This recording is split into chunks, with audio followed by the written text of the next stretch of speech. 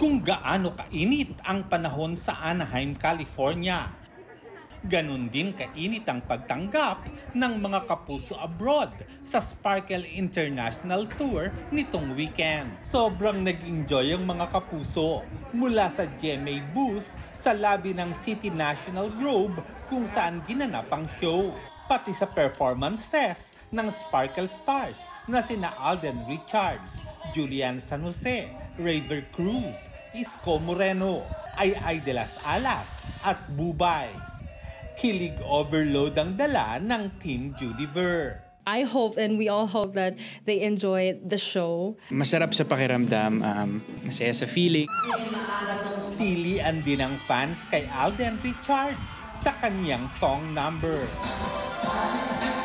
Mas naaliw pa sila nang magkasamang sumayaw sina Alden at Yorme Isko ng Dying Inside. This is our way of saying thank you to them. At least ngayon man lang, personal, makamayan namin sila, ma-entertain namin sila ng personal. Bentang-benta rin sa lahat ang mga hirit na patawa ni Comedy Queen Ay. Masayang-masaya po ako na hanggang ngayon po ay isa po akong certified kapuso. Excited na ako mag-perform at mapasaya ang ating mga kapuso. Di rin nagpahuli sa kanyang song number si Bubay. From Anaheim, tumulak pa San Francisco ang Sparkle Stars, kung saan dinumuguli sila ng maraming kapuso. Nagkaroon din doon ng meet and greet.